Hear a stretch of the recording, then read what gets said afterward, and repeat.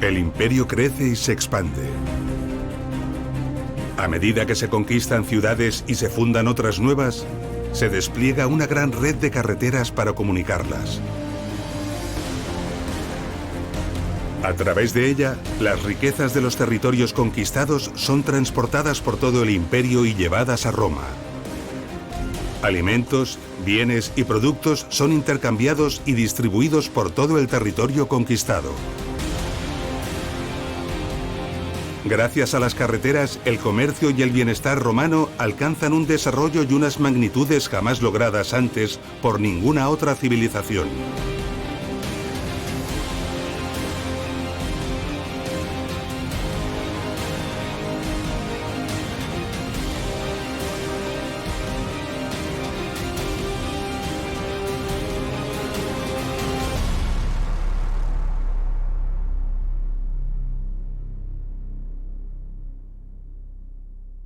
Año 68. El general Sulpicio Galba se ha refugiado en Clunia, una de las ciudades más importantes del norte de Hispania. Galba había iniciado una conspiración cuyo objetivo era derrocar al emperador Nerón, pero tal empresa había fracasado.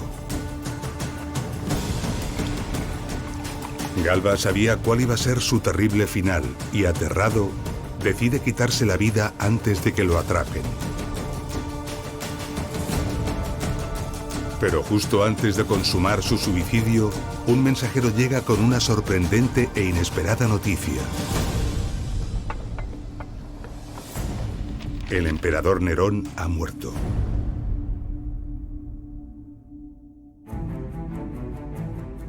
Si la noticia de la muerte de Nerón hubiera llegado un poco más tarde, Sulpicio Galba habría muerto.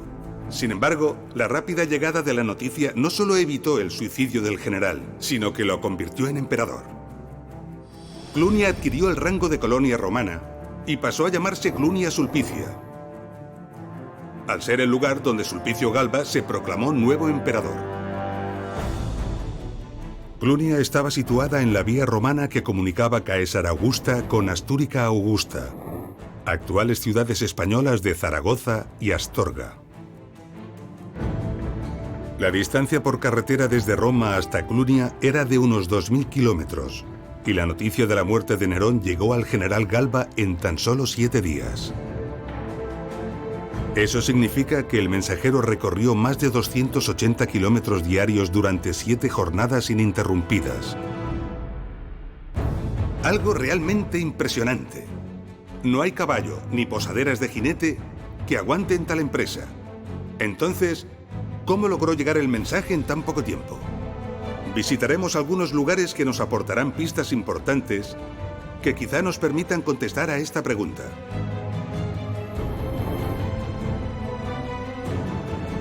Comenzaremos por un pequeño lugar del norte de España, a unos 40 kilómetros de la ciudad de Pamplona, llamado Liédena.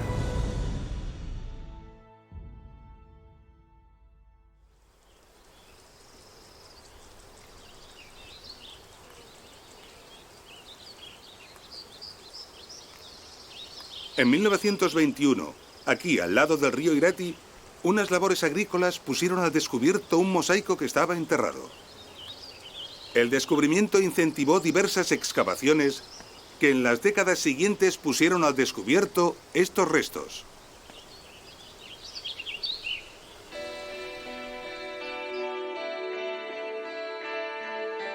Conforman un complejo arquitectónico de casi 2 hectáreas. Los estudios mostraron un peristilo decorado con mosaicos sobre el que se abría un gran salón.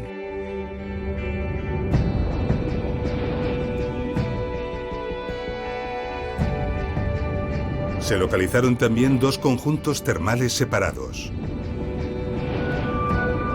Un gran patio de recreo con un estanque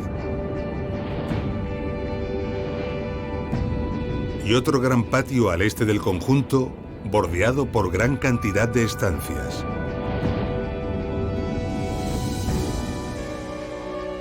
Muchos estudiosos interpretaron el complejo como una villa, establecimiento privado rústico de explotación agrícola que por sus dimensiones y por disponer de baños, debió de pertenecer a alguien importante y de alto poder adquisitivo.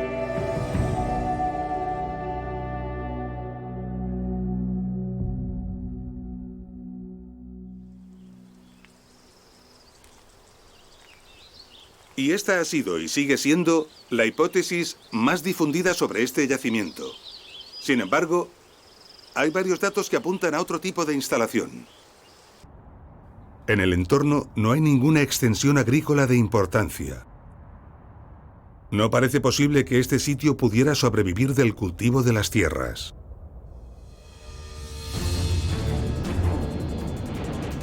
Por otra parte, su estructura arquitectónica se aparta de forma evidente del estándar empleado en la mayoría de las villas romanas.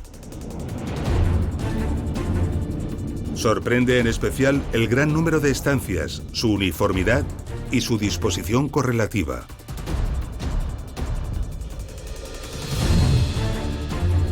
Y algo extraño para una villa de lujo. Estaba situada justo al lado de la vía romana cuando, lógicamente, las villas privadas, y más aún las villas de lujo, se apartaban a una distancia prudencial de la vía romana, evitando la publicidad y las molestias que los viajeros ocasionaban, buscando ante todo discreción y seguridad.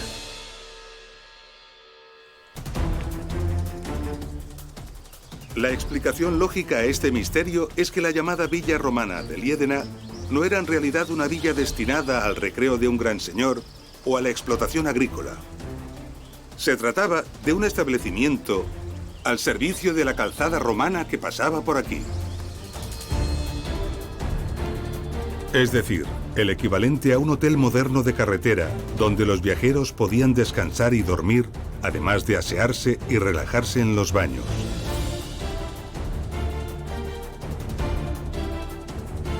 También comprar, ya que debió de tener sus propias tiendas o tabernae. Y evidentemente, y muy importante, para dar servicio a los carruajes e incluso al recambio de los caballos. La disposición regular de tantas estancias contiguas responde muy probablemente a establos para albergar carruajes y caballos.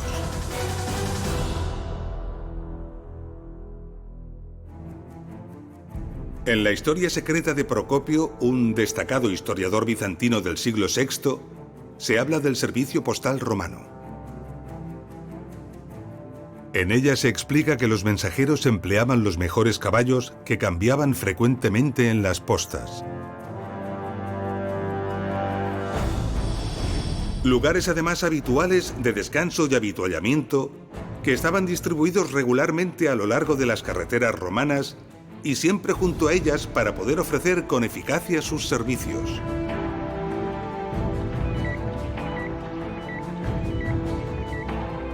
Así, podemos asegurar sin mucho miedo a equivocarnos que la llamada Villa Romana de Liedena no es una villa romana, sino una de las postas que daban servicio a la carretera que unía Pompaelo con Casaragusta. Empezamos a comprender cómo un mensaje podía llegar de Roma a Clunia en tan solo 7 días. Sin embargo, una meditada reflexión nos hace dudar de nuevo. Cabalgando tantos kilómetros a tal velocidad y sin estribos, porque los romanos no usaban estribos, un jinete rápidamente se agotaría y su entrepierna sufriría graves lesiones. Entonces, ¿era el jinete sustituido cada pocos kilómetros? Y si esto era así, ¿qué sucedía con el transporte de viajeros? ¿Acaso era un servicio mucho más lento que el correo? Para intentar dar respuesta a estas incógnitas, viajaremos hasta el Museo del Arlés Antiguo.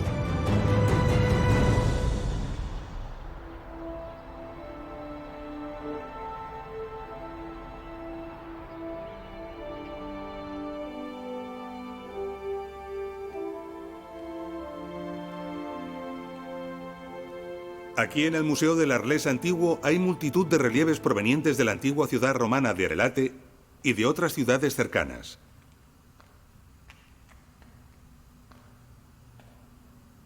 Los relieves y las representaciones gráficas que han logrado perdurar nos suelen aportar datos e informaciones muy interesantes sobre la vida cotidiana romana.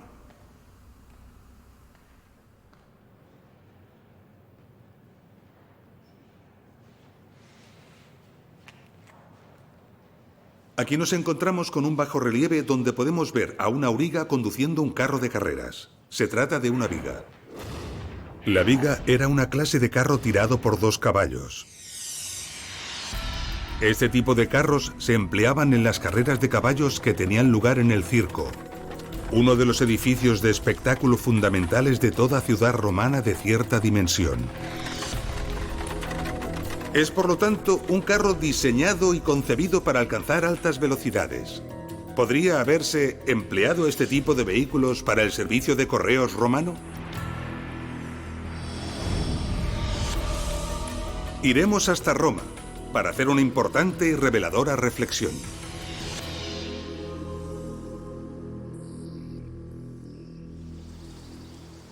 Roma era el corazón del imperio y muchas carreteras llegaban a ella.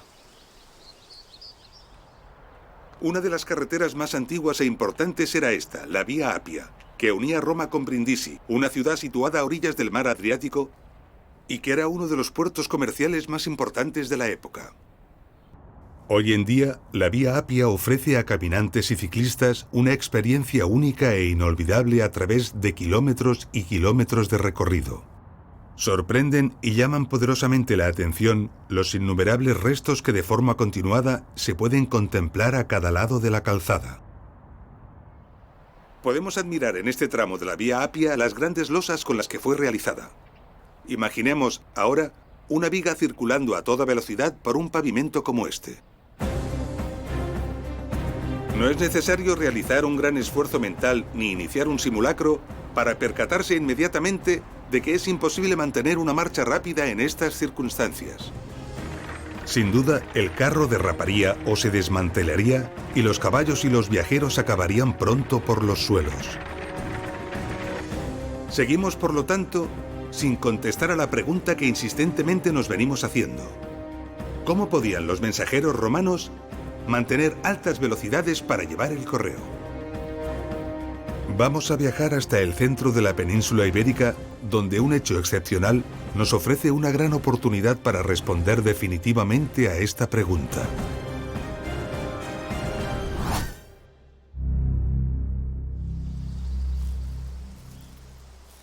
Aquí, cerca de la ciudad romana de Úxama, se está construyendo una moderna autovía. Su trazado ha cortado la vía romana que unía la ciudad romana de Numancia con Osma. Antes de que este tramo de calzada romana sea definitivamente desmontado, se ha realizado una excavación, lo que nos ofrece una extraordinaria oportunidad de poder analizar la técnica constructiva de una vía romana.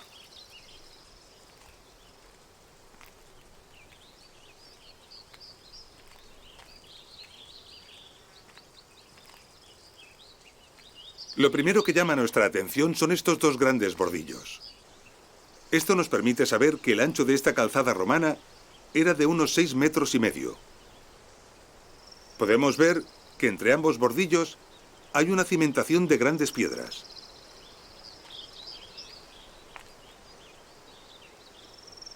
Vemos claramente cómo las de abajo son de mucho mayor tamaño que las de arriba.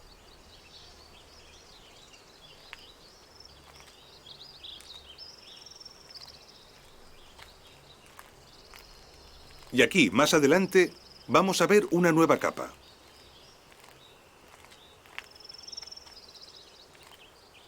Se trata de un recubrimiento de gravas de tamaño pequeño, o zahorras, que constituían la última capa por la que se transitaba, es decir, la capa de rodadura.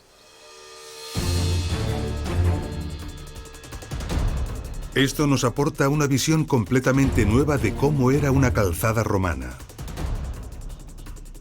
Porque nos delata que las carreteras no estaban pavimentadas con losas, como vimos en la Vía Apia, sino con capas de gravas menudas que se asentaban unas sobre otras, y todas ellas sobre una excelente cimentación de piedras muy gruesas.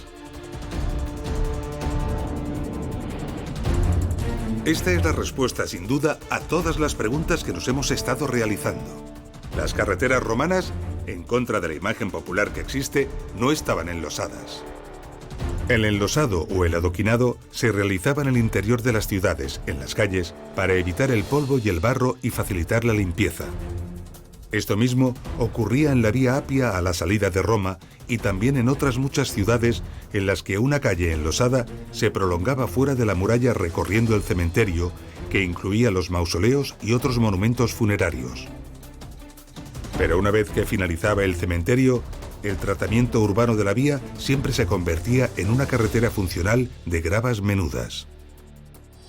La imagen de las calles romanas, y en particular la de esta famosísima Vía Apia, ha creado un estereotipo arqueológico y popular que no se corresponde con la verdad. Porque en realidad, las carreteras romanas no estaban enlosadas. Comprendemos ahora que los caballos pudieran ir al galope sin dañarse las pezuñas, ya que los caballos romanos no estaban herrados, y que los carros ligeros pudieran desplazarse a gran velocidad sin sufrir accidentes por circular sobre resbaladizas losas. Circulaban por carreteras con un excelente pavimento liso, regular, sin baches y bien mantenido. Además, con un ancho suficiente para permitir el cruce seguro de dos vehículos, manteniendo la marcha con total comodidad y seguridad. Gracias a todos estos datos, podemos atrevernos a describir la técnica constructiva con gran detalle e imaginar cómo fueron construidas las carreteras romanas.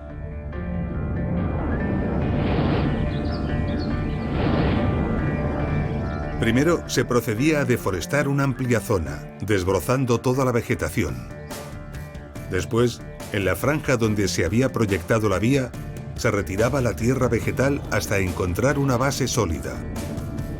A continuación, sobre esta base, se colocaban los bordillos de acuerdo con el ancho escogido para la vía. Entre los bordillos se colocaban piedras gruesas que servían como cimentación y sobre ellas otras capas de piedras más pequeñas mezcladas todas con áridos finos para evitar que quedasen huecos. Finalmente, en la capa de rodadura se añadían las zahorras, un conjunto de gravillas, arena y arcilla.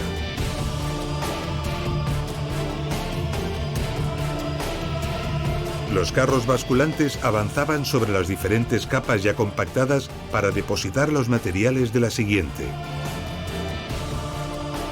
En un proceso en el que, después del vertido en montones, debía realizarse el extendido con tablones, el regado con cubas y, por último, la compactación con rodillos.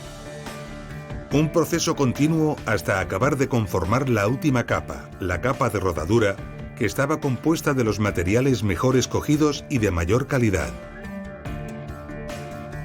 Sobre ella circulaban los vehículos y los animales de tiro. La geometría final de la calzada ofrecía ligeras pendientes laterales que permitían desaguar el agua de lluvia hacia el exterior para ser conducida lejos de la calzada. Y un dato relevante descubierto hace poco. A ambos lados de la calzada, y a una distancia de unos 20 metros de esta, se establecían las cunetas de balizamiento que impedían el acceso sin control de los vehículos desde fuera de la vía.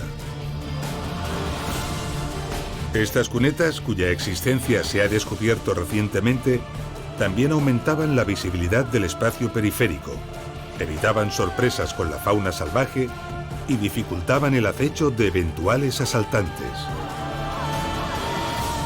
Con lo que ahora sabemos, esta imagen que nos arrojan desde el aire las excavaciones, realizadas como consecuencia de la construcción de la moderna autovía, adquiere un especial significado y valor.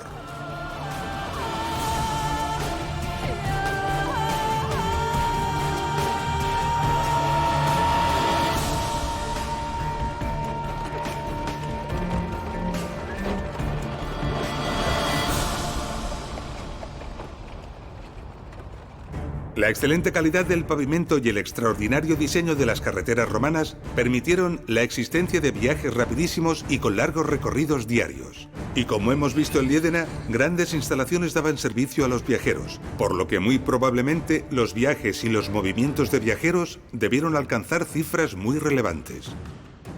En unas excavaciones arqueológicas realizadas en Bulgaria aparecieron unos componentes metálicos cuyo estudio permitió la reconstrucción del carro al que pertenecían.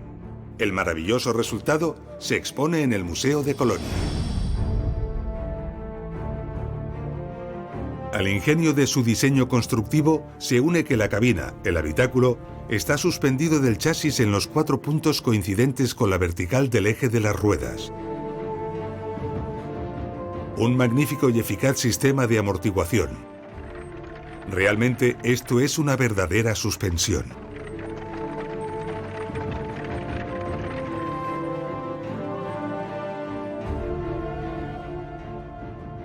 No solo los hallazgos en las excavaciones, también los bajorrelieves e incluso las pinturas nos han aportado una información extraordinaria que nos ha permitido descubrir la gran variedad de vehículos que fueron diseñados en función de las distintas necesidades.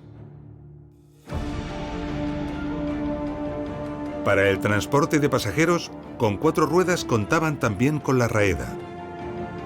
Algunas solo permitían alojar a 1 o 2 personas, además del conductor. Otras añadían un pequeño techo como cubrimiento para el sol y la lluvia. Y con 2 ruedas, el Esedum, un carro con el que podían desplazarse muy deprisa. Los modelos más pequeños eran conducidos por el mismo viajero. También el Carpentum, usado en las ciudades y cubierto con una lona. Y el Kisium, un carro muy veloz con ruedas muy altas de 9 o 10 radios. Esta carruca de magistrados aparece en un bajorrelieve del Museo Calvet de Aviñón, en Francia. Se trata de un vehículo muy lujoso que daba prestigio a este tipo de funcionarios que se desplazaban para realizar sus actos administrativos.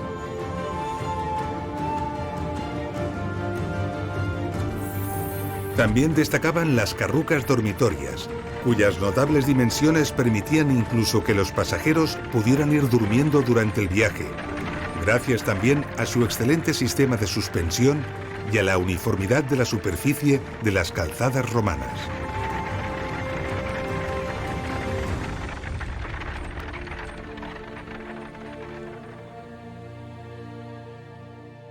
Podemos dar credibilidad así a los escritos antiguos que narran cómo el emperador Tiberio viajó durante más de 2 días seguidos, día y noche, al encuentro de su hermano Druso, gravemente enfermo, para verle antes de su muerte.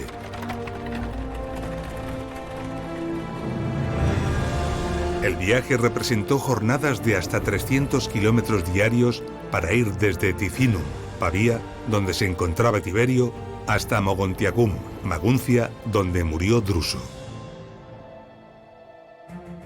El recorrido que Tiberio tuvo que realizar y que los escritos nos confirman le obligó a cruzar los Alpes.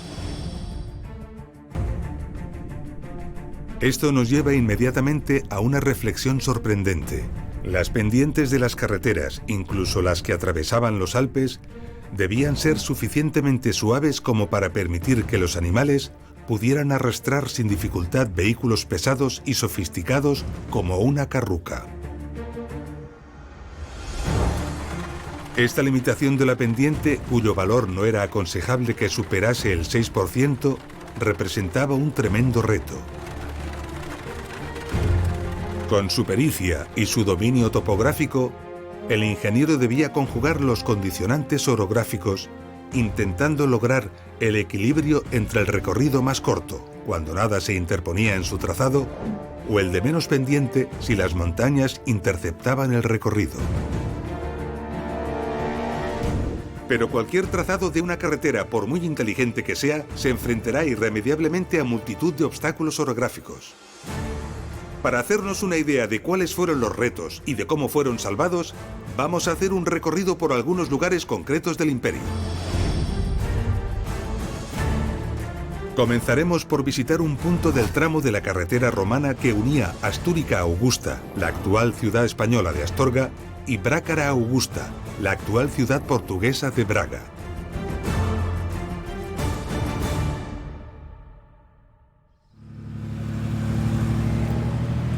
Esta es una carretera moderna que une las ciudades españolas de Ponferrada y Orense.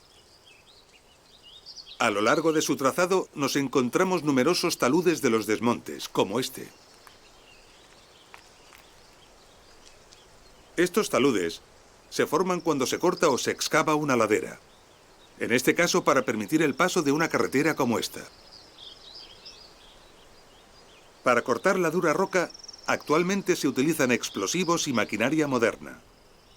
Sin embargo, si nos acercamos a este talud y lo miramos detenidamente, observamos claras marcas de pico, líneas paralelas que nos delatan la técnica del excavador.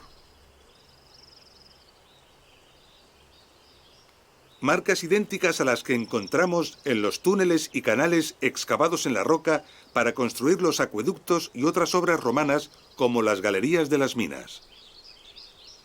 Esto tiene una sencilla explicación. Este talud fue excavado por obreros romanos. Los técnicos modernos en el siglo XIX aprovecharon gran parte del trazado de la carretera romana que unía las ciudades de Astúrica Augusta y Brácara Augusta para construir esta carretera moderna y aprovecharon muchos de los desmontes en roca que los romanos habían realizado. Podemos admirar la finura y precisión con que fue realizado este talud. Sorprende la cuidada geometría y la altura alcanzada en algunos puntos.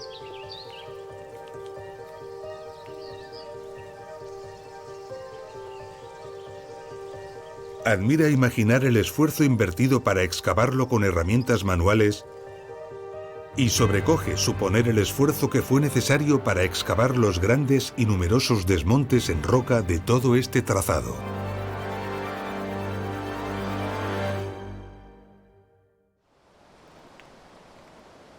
Muy cerca del desmonte en roca que hemos visto, la vía romana tuvo que enfrentarse con el curso del río Vivei.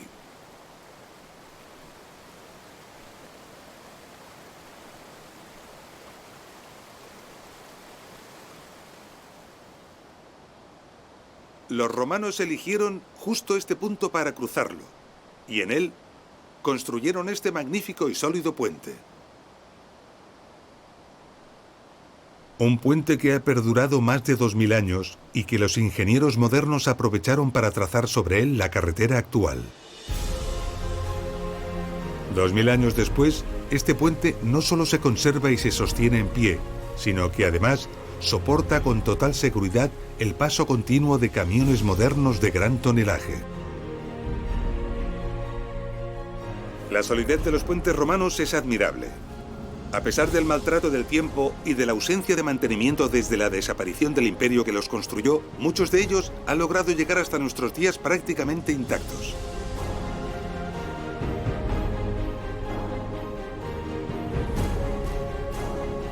Puentes como el de Alcántara o el de Salamanca en España, el de Chaves en Portugal, el de Besson-la-Romaine, Boissegon y Apt en Francia, y en Italia el de Rimini, Nona o San Martín son excelentes ejemplos. Los ríos suponían dificultades orográficas relevantes, pero no eran las únicas ni las peores. A veces, el trazado de la calzada tenía que pasar por angostos desfiladeros o gargantas que no había posibilidad de bordear.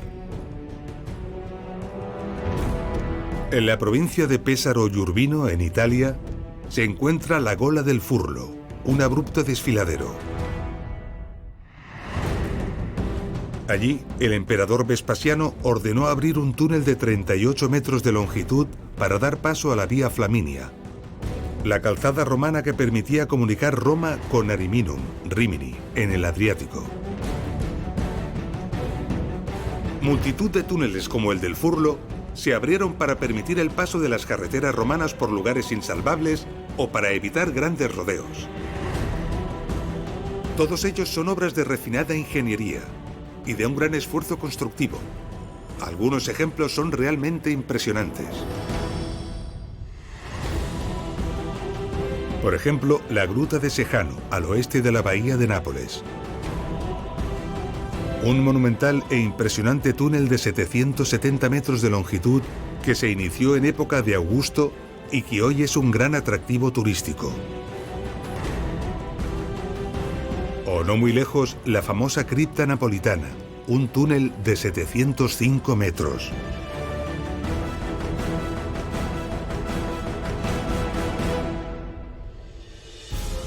La red de carreteras romanas no solo estaba constituida por las grandes calzadas que atravesaban el imperio comunicando las ciudades, sino también por una miríada de carreteras menores, a veces privadas, que permitían alcanzar cualquier lugar importante del territorio. Para conocer cómo era la vida fuera de las ciudades y la importancia de las carreteras en el estilo de vida de los ciudadanos romanos, viajaremos a la moderna y turística ciudad de Cambrils, cerca de Tarragona, la antigua Tarraco. Cambrils es un municipio de clima mediterráneo suave. Sus excelentes playas, su puerto y su excelente gastronomía, basada principalmente en la dieta mediterránea y la pesca local, atraen a multitud de turistas, especialmente en la época estival.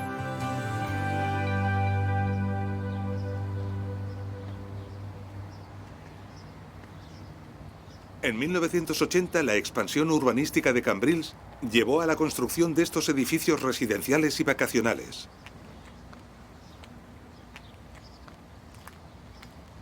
Las excavaciones que se realizaron en este lugar para construir las cimentaciones de algunos edificios pusieron al descubierto estos restos.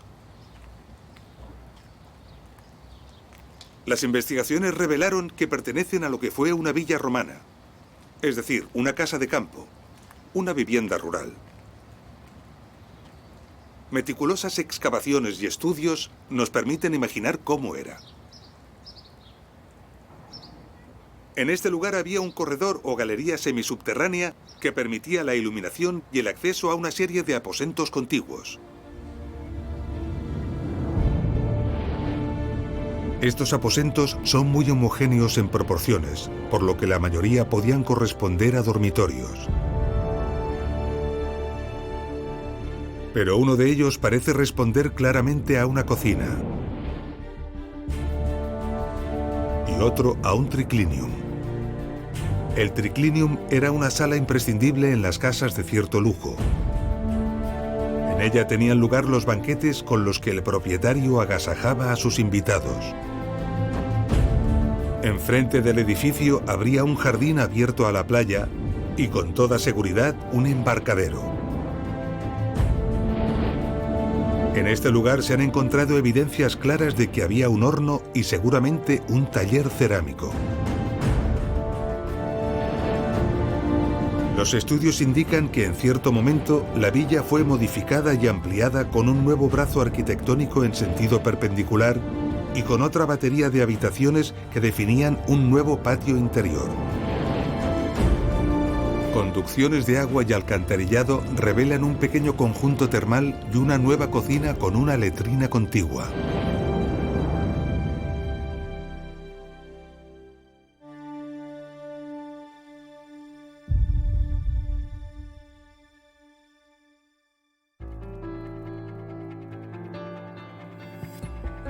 Las excavaciones arrojaron numerosos fragmentos de pintura y placas de mármol que indican cierto lujo y confort en la vivienda principal.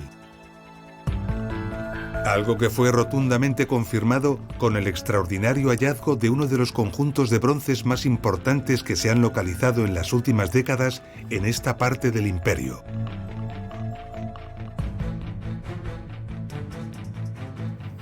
A 20 kilómetros alrededor de Tarragona se han localizado numerosos restos de villas romanas.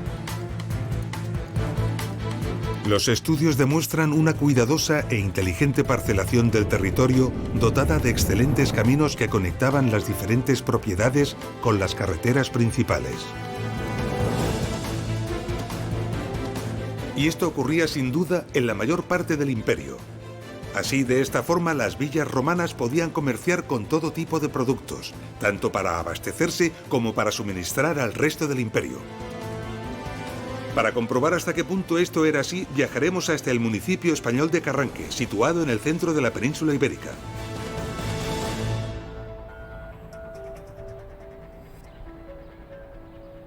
En julio de 1983, aquí en el paraje conocido como de las Suertes de Abajo, cerca del municipio de Carranque, a unos 35 kilómetros de Madrid, un arado, durante unas labores agrícolas, levantó accidentalmente diversos trozos de mosaico romano.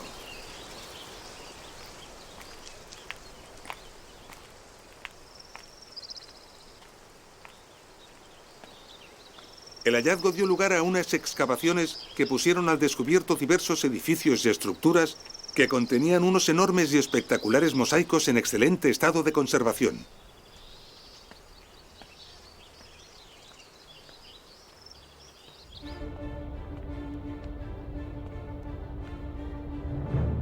Los datos apuntan a una villa romana señorial.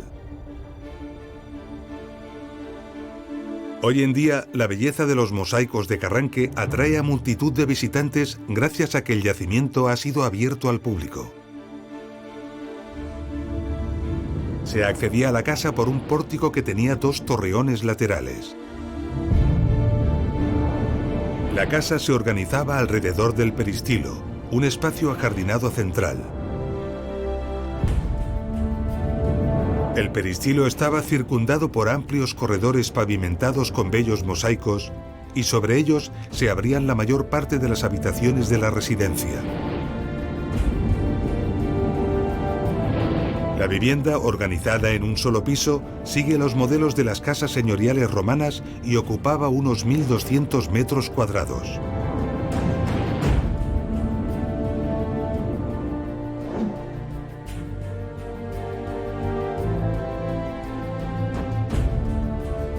Cerca de la vivienda se encontró un edificio funerario, probablemente para albergar los sarcófagos de los propietarios. Y un torcularium, una construcción dedicada a la producción de aceite y vino.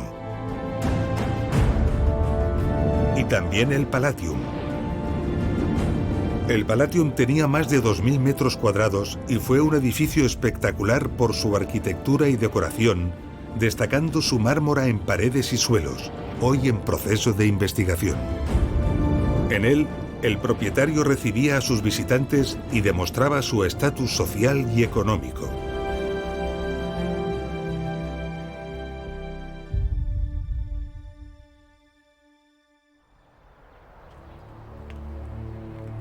En total se han encontrado en este edificio 39 tipos de mármoles distintos, provenientes de todas las partes del imperio. Algunos procedentes de Egipto, otra buena parte de Turquía, una gran variedad de territorios pertenecientes a la actual Grecia, 2 venidos desde Tunisia y 1 desde Alemania, sin olvidar a la península ibérica con una amplia variedad de mármoles y calizas. Realmente abrumador. Esto demuestra la potencia y la capacidad del comercio imperial y, desde luego, su poderoso sistema de transporte.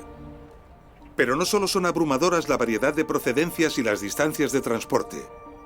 Estas son 2 de las columnas que han perdurado pertenecientes al Palatium. Tienen 4 metros de altura y están talladas en una sola pieza. Su peso ronda las 3 toneladas. Son de mármol frigio proveniente de las canteras imperiales situadas en la actual Turquía. El volumen y el peso de estas piezas nos deben hacer reflexionar sobre el tipo de carros de carga que permitían su transporte durante cientos o incluso miles de kilómetros de carretera. Una de las piezas más interesantes de la colección del Museo de Historia de Langres, en Francia, es el llamado relieve del vinatero de Langres. Este relieve nos ofrece extraordinarios detalles de un vehículo de carga que transporta una gran cuba de vino. En el relieve se puede observar la robustez y complejidad del carro y también del conjunto de los arreos y los atalajes del tiro. El excelente grado de detalle del grabado recoge incluso un inteligente sistema de frenado. Funcionaba gracias al accionamiento de un mecanismo que transmitía el movimiento hasta las zapatas. Se frenaban así simultáneamente las 2 ruedas traseras a solicitud del conductor. De esta manera, los hallazgos en las excavaciones, las pinturas y los grabados nos muestran una ingeniosa y amplia variedad de vehículos de transporte diseñados para todo tipo de usos y mercancías. Unos servían para el transporte de mercancías ligeras cuyo volumen pudiera decidirse a voluntad, y otros para pesados monolitos no fragmentables.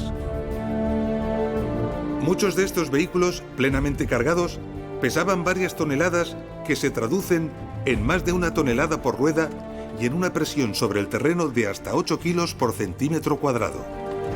Una fuerza muy superior a la que nuestros vehículos modernos transmiten a las carreteras actuales. Esto representaba una exigencia enorme a la técnica, los espesores y las calidades de los materiales empleados para elaborar los firmes, para que soportasen correctamente las cargas sin deteriorarse.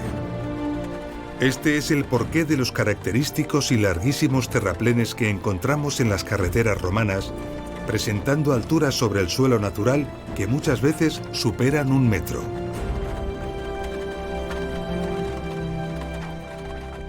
Intentemos pensar por un momento en las enormes cantidades movidas de material pétreo para levantar estos terraplenes, crear sus cimentaciones y aportar las distintas capas de firmes. Y añadamos todos los esfuerzos que hemos visto en los otros trabajos constructivos. Labores para desforestar bosques y roturar montes. Para cortar las laderas en la dura roca. Construir los puentes. Perforar los túneles. Construir las paradas de posta y todos los establecimientos al servicio del comercio y del viajero. Y deberíamos añadir otros elementos menores pero muy numerosos, como la construcción de cunetas para canalizar las escorrentías y evacuarlas finalmente a través de drenajes transversales. O la elaboración, transporte y ubicación de los miliarios. Bloques de piedra que se colocaban en el borde de la calzada y que servían para marcar la distancia a la ciudad de destino y eventualmente los datos del promotor de la calzada.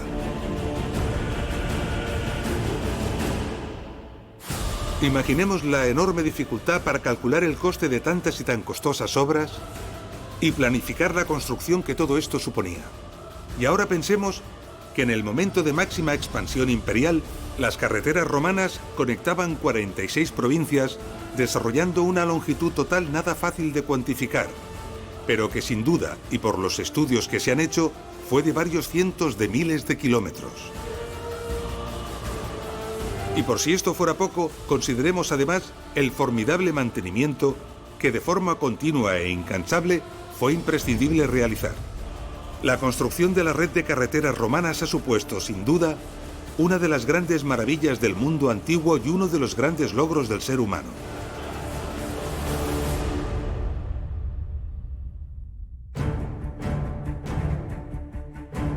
Tras la desaparición del imperio, las carreteras romanas siguieron utilizándose durante siglos, pero ya sin el necesario mantenimiento regular, en un proceso de destrucción continuo, hasta que muchas de ellas fueron impracticables.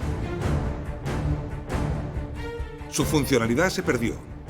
Los elegantes y sofisticados vehículos romanos fueron sustituidos por las fatigosas y lentas reguas de mulas. Merece la pena desplazarnos hasta un lugar de Francia para comprender el alcance de lo que estamos contando. Iremos hasta Saint-Chammas, una pequeña población del departamento de las Bocas del Ródano.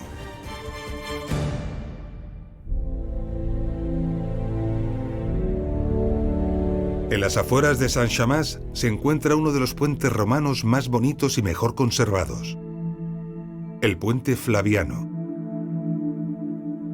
Los viajeros, al cruzar el puente, pasaban bajo 2 arcos monumentales conmemorativos, colocados sobre los estribos del puente y que, sorprendentemente, han llegado a nuestros días en excelente estado de conservación.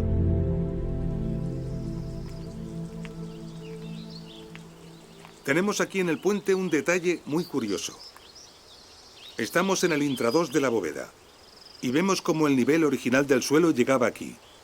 Sin embargo, el paso de los siglos, de los carros y la desidia de las gentes que no han conservado el puente ha provocado un desgaste respecto al nivel original de hasta 1 metro. Apenas quedan 30 centímetros para que la bóveda sea perforada. Hace unos 2 siglos que dejó de haber tráfico en este puente.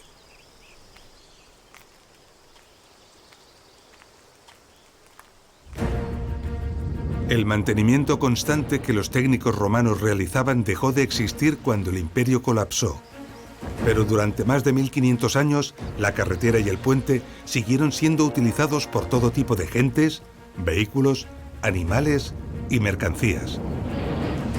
Sin mantenimiento, las capas de zahorras se perdieron, no fueron reemplazadas y el desgaste de la bóveda del puente provocado por las bestias de Tiro y sobre todo por las llantas de los carros fue continuo y devastador. Unos años más de uso habrían dado lugar a la perforación de la bóveda. Esto pone de manifiesto el enorme esfuerzo que los romanos tuvieron que invertir en el mantenimiento de sus miles de kilómetros de carreteras y sus innumerables puentes. Un nuevo elemento que añadir a la lista que hace extraordinaria la odisea que supuso construir la colosal red de carreteras romanas. Sin embargo, en la búsqueda de los caminos enlosados, los estudiosos han considerado como romanos numerosos caminos medievales e incluso caminos modernos, acompañados de los puentes de su misma época. De esta forma, hoy contamos con un enorme listado de caminos supuestamente romanos, donde raramente encontramos una carretera romana real o un puente romano verdadero. Pero también, y como consecuencia de esto, lamentablemente, mientras promocionamos como romanas estas falsas carreteras e incluso caminos de mulas de mala factura, miles de kilómetros de magníficas carreteras romanas permanecen desconocidas. De esta forma han sido y siguen siendo destruidas por las nuevas parcelaciones del territorio, durante las labores agrícolas, por la construcción de las carreteras modernas y hasta por la urbanización de nuestros pueblos y ciudades. Pero las carreteras romanas son obras de dimensiones tan colosales que a pesar de tanta desidia y destrucción, es imposible borrarlas completamente de la faz de la tierra. Cubiertas por la vegetación de los bosques que tras el abandono han reclamado el territorio que los obreros romanos les arrebataron. Ocultas bajo caminos modernos que aprovecharon, muchas veces sin saberlo, su trazado y sus cimentaciones. O incluso ya roturadas bajo la vegetación de los cultivos, muchos kilómetros de carreteras romanas siguen ahí. Desconocidas, invisibles a los profanos y solamente reveladas a algunos especialistas. Desde el cielo, los cambios de color y textura que durante ciertas épocas tienen lugar en los cultivos revelan rastros y huellas que los entendidos saben valorar e interpretar. El espectáculo está servido. A ojos del experto, la grandiosidad y la magnificencia de la ingeniería romana se manifiesta claramente. Kilómetros y kilómetros de trazado inteligente y magistral, donde se aprecia el ancho de la calzada e incluso la zona protegida por las cunetas de balizamiento. Siguiendo sus trayectorias, se adivinan también sobre el terreno la existencia de yacimientos arqueológicos desconocidos que han permanecido ocultos, esperando ser descubiertos junto a la misma calzada. Establecimientos que sin duda dieron servicio a la vía. Mansiones, estaciones, paradas de posta, tabernas. También pueden llegar a apreciarse los lugares de extracción de las gravas, muchas veces junto a la calzada. Apartadas de la calzada pueden reconocerse las huellas de las villas con sus explotaciones agrícolas. A veces, la imagen es sobrecogedora. Campamentos militares completos e incluso ciudades enteras.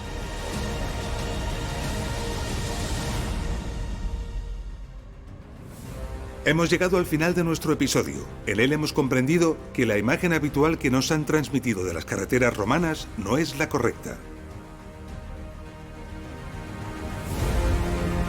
Hemos visto que las calzadas romanas no estaban pavimentadas con losas en su superficie, sino que se dotaban de grandes espesores de materiales pétreos y de capas de gravas que permitían circular a gran velocidad sobre ellas, tanto con carros ligeros como soportando con eficacia a los pesados vehículos de carga.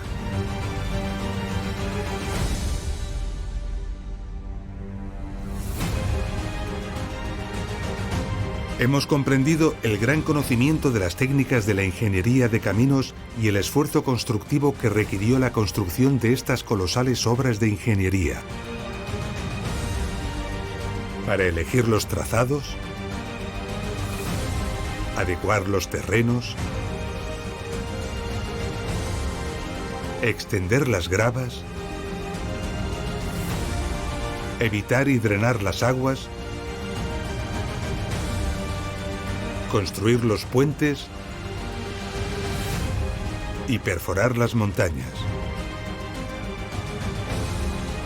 Hemos visto cómo miles de kilómetros de carreteras se desplegaban sobre todo el imperio, conectando las ciudades entre sí, o con las villas y sus explotaciones agrícolas, o con otros centros industriales. Y también la gran variedad de vehículos terrestres y la eficacia e ingenio de su diseño, tanto para el transporte de cargas como de pasajeros. Hemos conocido el extraordinario servicio postal romano y las instalaciones auxiliares que la red de carreteras romanas disponía para dar servicio al comercio y a los pasajeros. Hemos comprendido el acusado desconocimiento que profanos y hasta supuestos expertos tienen sobre estas maravillosas obras de ingeniería y cómo ese desconocimiento está permitiendo la destrucción sistemática de este extraordinario legado. Y finalmente, hemos podido contemplar desde el aire cómo miles de kilómetros de carreteras romanas permanecen ocultos a nuestros ojos, entre los bosques, bajo las carreteras y los cultivos, esperando ser descubiertos. Al igual que sucedió con las carreteras, Roma llevó la explotación minera a unas dimensiones y a unas cifras colosales, nunca alcanzadas antes por ninguna otra civilización. Y de nuevo lo hizo gracias a su extraordinaria ingeniería. Una ingeniería que los romanos desplegaron magistralmente en sus explotaciones mineras.